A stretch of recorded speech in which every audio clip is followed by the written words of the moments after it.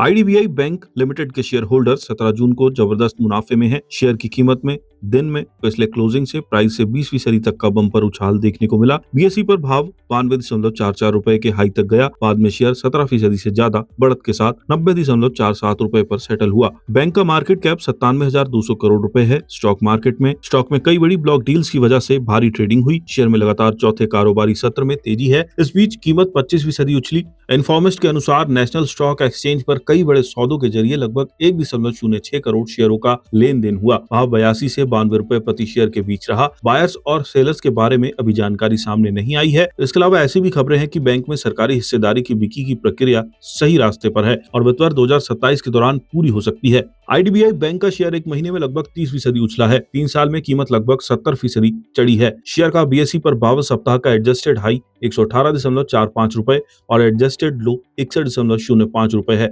वर्तमान में IDBI bank में पब्लिक शेयर होल्डिंग केवल 5.29% है। सरकारी बीमा कंपनी भारतीय जीवन बीमा निगम के पास 49.24% हिस्सेदारी है और इसके बैंक पर नियंत्रण है। वहीं भारत सरकार की हिस्सेदारी 45.48% है। सरकार आईडीबीआई बैंक में अपनी हिस्सेदारी लंबे वक्त से कम करना चाहती है। निवेशक विनिवेश के तहत सरकार आईडीबीआई बैंक में अपनी और एलआईसी की हिस्सेदारी में से 60.72% हिस्सेदारी बेचना चाहती है। सरकार का प्लान आईडीबीआई बैंक में अपनी 30.48% हिस्सेदारी बेचने का है। वहीं एलआईसी बैंक में 30.24% हिस्सेदारी बेचना चाहती है। इस साल मार्च महीने की शुरुआत में आईडीबीआई बैंक में प्रस्तावित शेयर बिक्री को रद्द कर दिया गया था। इसकी वजह यही रही है कि कथित तौर पर 2 संभावित खरीदारों की वित्तीय बोलियां रिजर्व प्राइस से कम थी। ये संभावित खरीदारी एमिरेट्स, एनबीडी और फेयरफैक्स इंडिया होल्डिंग्स थे। मई महीने में ब्लूमबर्ग के हवाले से खबर आई है कि केंद्र सरकार आईडीबीआई बैंक लिमिटेड में अपनी ज्यादातर हिस्सेदारी बेचने की कवायद में संभावित खरीदारों की दिलचस्पी फिर से जगाने के तरीके तलाश रही है। एक तरीका ये है कि रिजर्व प्राइस को 20% तक कम कर दिया जाए। अप्रैल में खबर आई कि सरकार नए सिरे से आईडीबीआई बैंक के वैल्यूएशन को आंक रही है। सरकार ने सबसे पहले